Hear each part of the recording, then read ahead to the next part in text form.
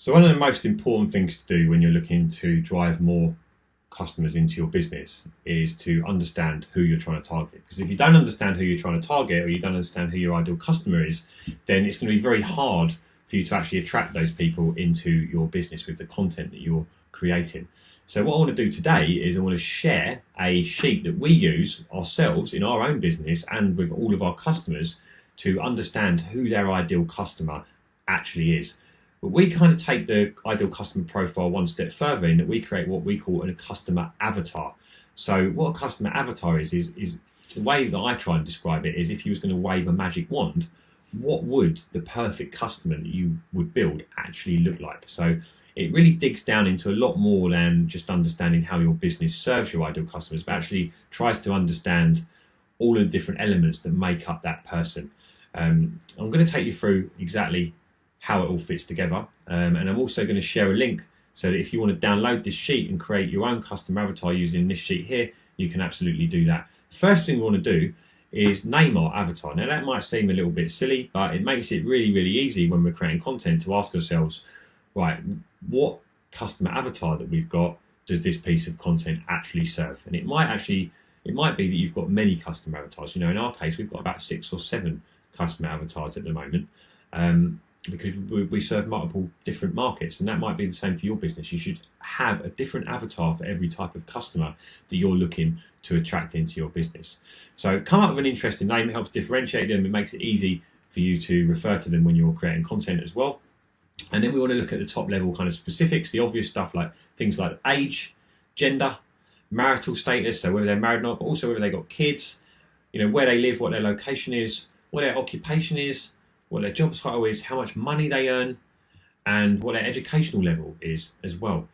Then we've got 4 core elements that we want to understand about this particular customer. So the first thing is the consumption. So what types of media do they consume on a regular basis? So what are their favourite books?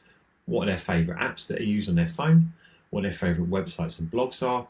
What their favourite TV shows or films are?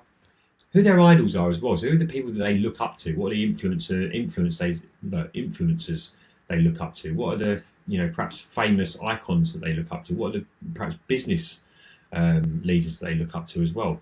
And then any other interests they've got, so like hobbies, interests, things like that, we can put down in here. The next thing we want to understand is goals and values. So what are the goals of what is the goals of this ideal customer? What are their core goals that they're trying to achieve? And this could be business related, but it could be personal life related as well. Maybe they want to hire a certain amount of people by a certain date in their business. Maybe they want to take their family on X amount of holidays every year.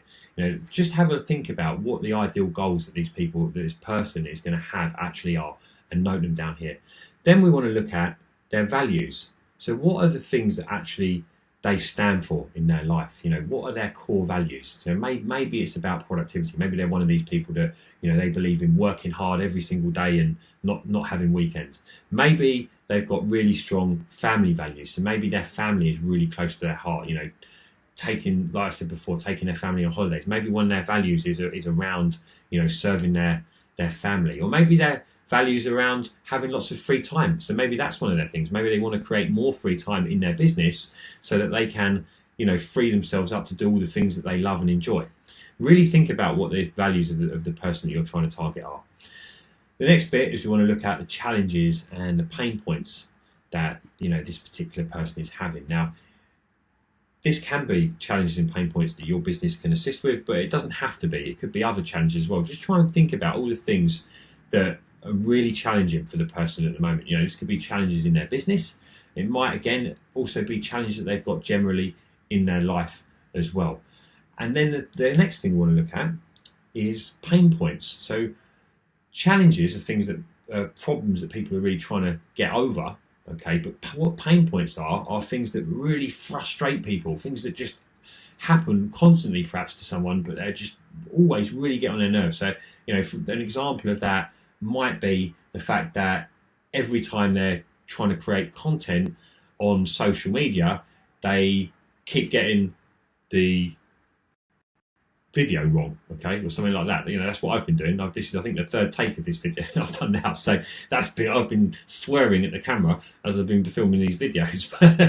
But maybe another pain point, that could be, the fact that they feel like a certain piece of software that they use on a daily basis really costs them too much money and it doesn't really do a great deal.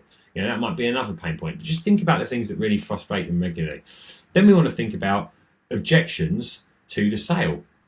So when you come to trying to sell your product or your service to this particular person, what are the objections that they're going to have? The reason we need to think about that is because when we're creating content, we can make sure that we crush some of those objections. So, the objection might be price related. It might be the fact that it's going to take this person too much time to actually get set up with this new product or service that you're going to offer them. Think about the objections they've got to the sale. That's going to really help you when you're creating content to help squash some of those objections before you actually get to having a sales call with anyone that comes into your business through your marketing.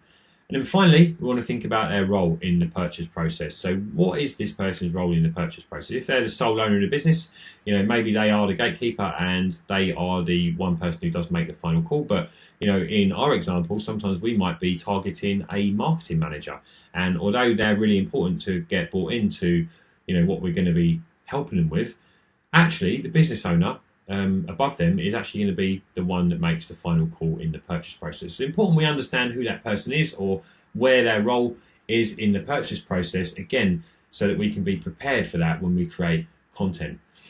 That's just a little walkthrough of a customer avatar document that we use. There are plenty of other ways to do this, but you really do need to go into a really high level of granularity when you're creating these documents, because it really, really helps you down the line when you're creating content. Because if all the content you're creating is created around this person, it just makes the content creation process so much easier. Okay, so if you want to download this, I'm going to share a link in the post. And of course, if you've got any questions or anything like that, make sure you get in touch and give us a shout.